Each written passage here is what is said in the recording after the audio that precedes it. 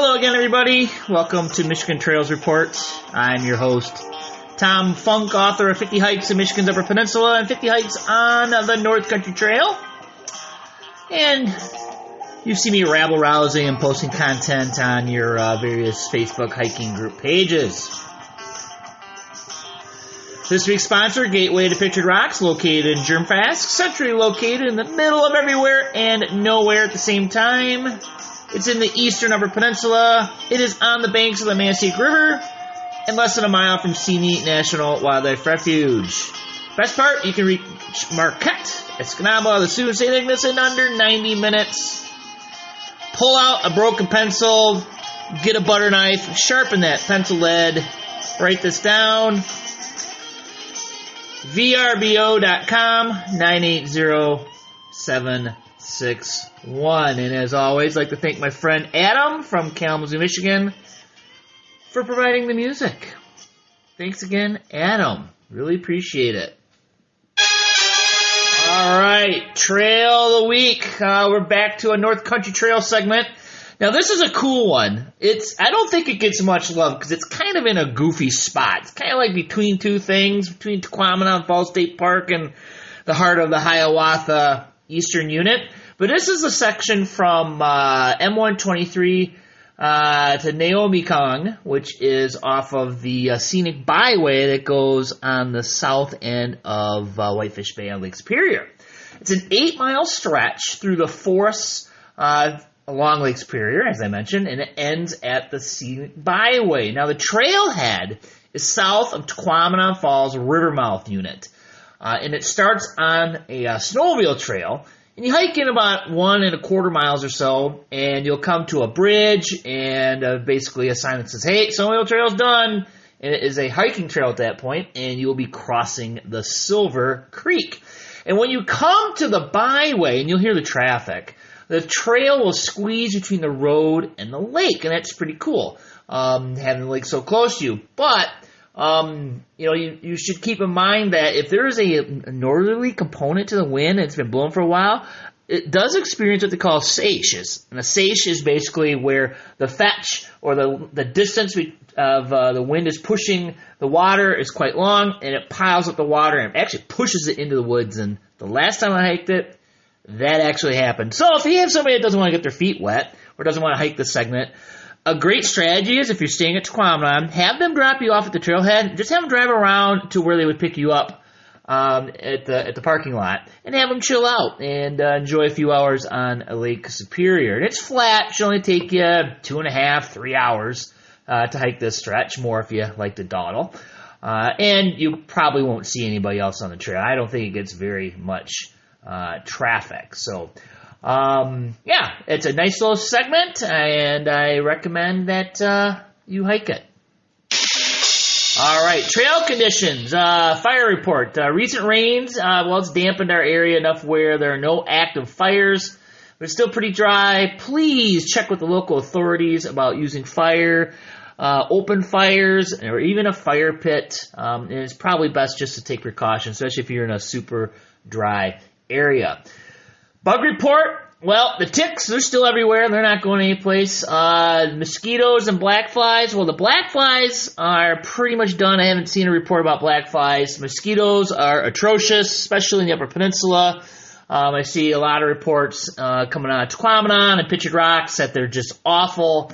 And I'll say it. That's why I hike in September, because no bugs.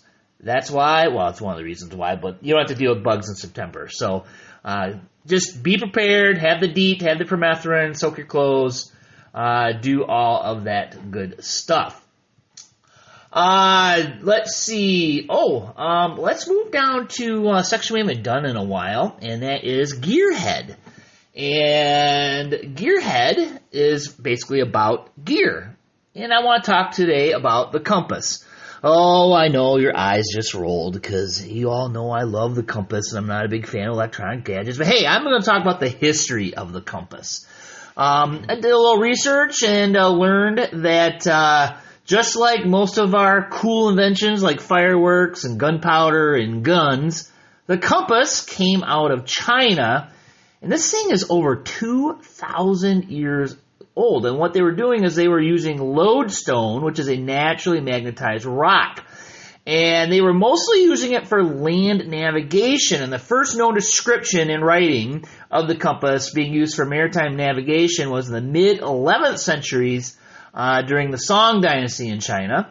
And the Shenkou provided the first explicit description of a magnetized needle that like floats on the water in 1088. So the later compasses made of these iron needles were magnetized, and they were magnetized by striking them with a lodestone. They were first described in medieval Europe being used in the 12th century and into the 13th century. The first usage of a compass in Western Europe around 1190. So you can see it's making its way west. It was used in the Islamic world as early as 1232. Dry compasses were the norm, and then liquid compasses became that's actually a recent development. They came into use in the early 20th century.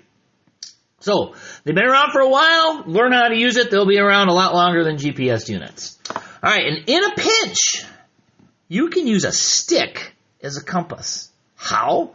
Well, put it as near vertical as you can, and when the shadow of the stick is at its shortest, that shadow is pointing due north.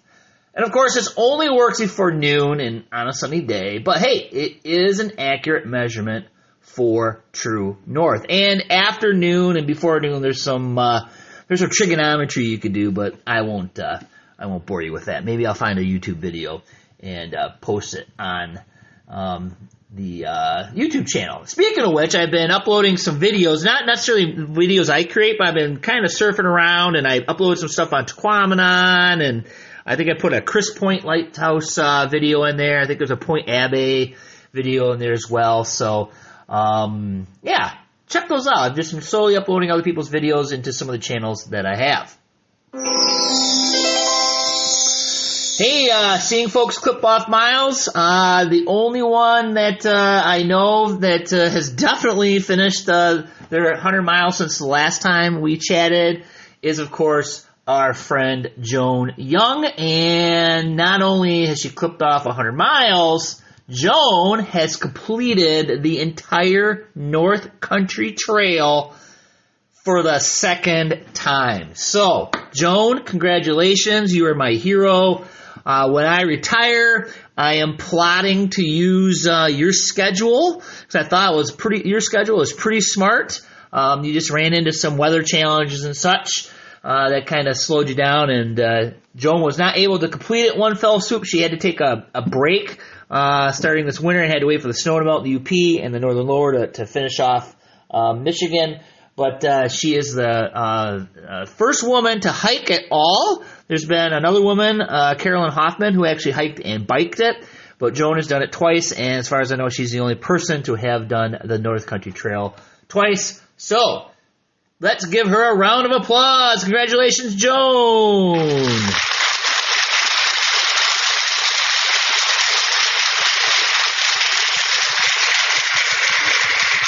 All right, and after her hike, she went on, looked like a picnic and was eating a lot of good food, and now she's getting some well-deserved rest. All right, and got to find my icon. It's this one right here.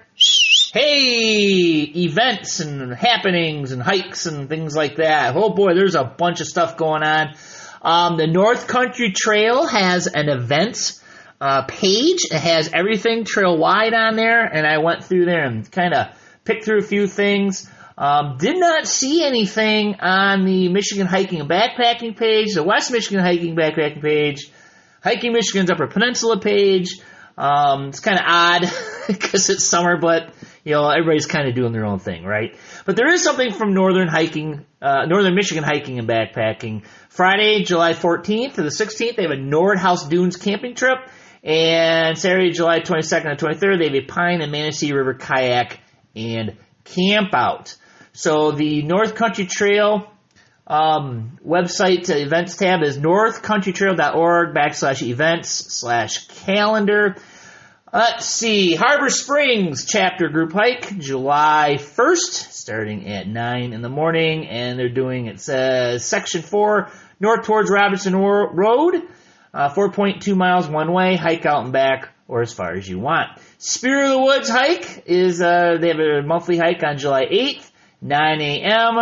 It doesn't say where. Oh, no, here it does. Little Manistee, Skokolis Bridge Landing. Join our Spirits of the Woods chapter on an out and back hike, or as long as you want. West Michigan chapter hike, monthly hike, July 8th, and that is 10 to 1 p.m. That's going to be at the Rogue River State Game Area, Red Pine Drive Trailhead. Just says they're going to hike north, and you can turn around. There is a Chief Noonday chapter, red, white, and blue hike on the Paul Henry Trail, July 15th, 9 a.m., and you're going to have to contact them to see exactly where it's going to start. I believe it goes through Middleville. Let's see. Other things going on, North Country Trail Angels. I see gobs of requests, but they fly in hot and heavy, but at the last second. So it's always like, with a few days' notice. My favorite one most recently was taking a chance. I know it is last minute, but ... and they needed something that day. So if you get them on there in advance, more than a week, I can certainly promote them. And the one I did see, there's a need on July 1st for doing a car spot in Marquette County, west of Marquette. And our monthly random guided hike will be at Blandford Nature Center. They do these at 9 a.m. Tuesday mornings. They have a hiking club. So Blandford Nature Center is in Grand Rapids. So check that out. Let's see. The only event I found is Saturday, July 15th. It's an annual Manistee River cleanup, and it is created by the Michigan United Conservation Clubs. I saw that posted. Oh my gosh. I think that was on, oh boy. It goes on the Chief Noon. No, it wasn't Chief Noonday. Oh gosh, I can't remember. Send me a message. I posted it on the Facebook page, but I'm sure it's on the Michigan United Conservation Club's website as well. So those are your events and such. And it's time for the reservation report, brought to you by MichiganTrailMaps.com. High quality maps of many of your favorite hiking trails like Pictured Rocks, downloadable maps, and books on hiking in Michigan, like mine at MichiganTrailMaps.com.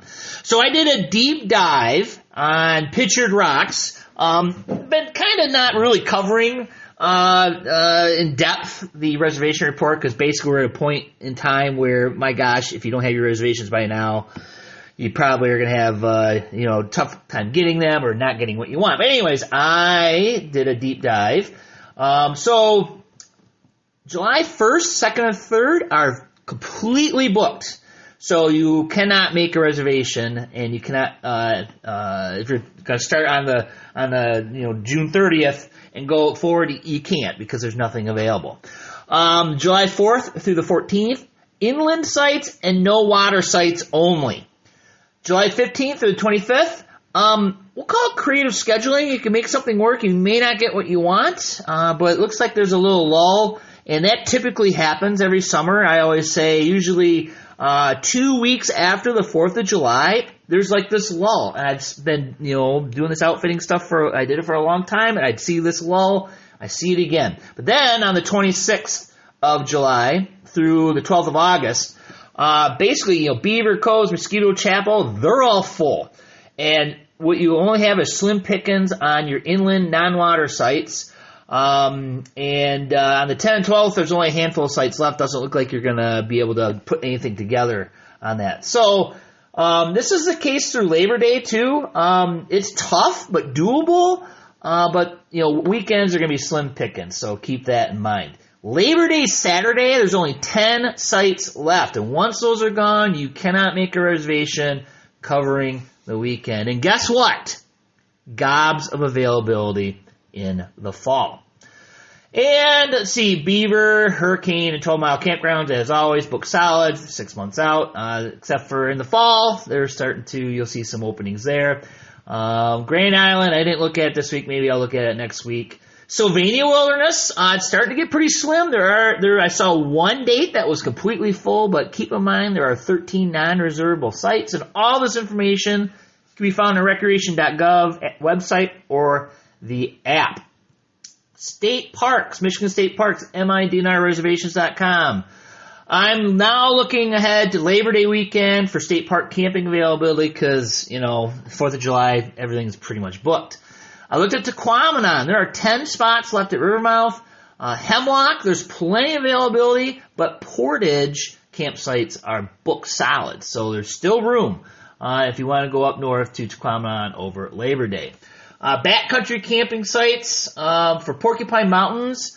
It's getting to be tough to get your desired itinerary through Labor Day weekend. So if you don't already have one, you better get on it because you're going to be struggling to piece together a hike. In Craig Lake, still gobs of availability. So if you can't get what you want at Porcupine Mountains, consider Craig Lake. It is a cool park to go and hike around in. Isle Royal, the Ranger, a few Tuesdays are full. Getting to the island, and there are some days with less than 20 spots available, but surprisingly, there's still quite a few days with availability for the Ranger. Not the case with the Isle Royal Queen. In July, there's only 6 outbound dates left, 12 inbound dates left, and but all the Sundays are available. So if you can go on a Sunday, you'll be looking pretty good.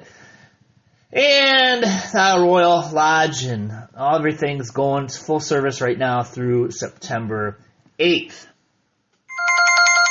And the weather forecast. Well, it looks like we're going to have periods of showers, especially in the north. Marquette, 60s and 70s, a few days of showers. Grayling, some chances of rain on Wednesday, but otherwise dry and warm with temps in the 70s and 80s. Grand Rapids, dry streak continues, highs in the 70s and 80s. Mix of clouds for the foreseeable future, and chances of thunderstorms. Hey, I created a one-stop shop webpage for all the various stuff that I'm involved in, my various goings-on. So no more looking for a pen to write down all my various things. Just go to tomfunk.net. That's it, one page. It's all you have to remember, tomfunk.net. The other thing you need to do is right now is click the follow button. If you don't, I will cancel your Amazon Prime membership. And keep in mind, if you subscribe, you get the podcast the moment it's released versus me posting on social media when I get around to it. Thanks again to our sponsor, Gateway to Pictured Rocks, and the quote to end the show, "An unexamined life is not worth living," and that's by our buddy Socrates. Thanks for joining us. We will see you again on the Michigan Trails Report. See you next week.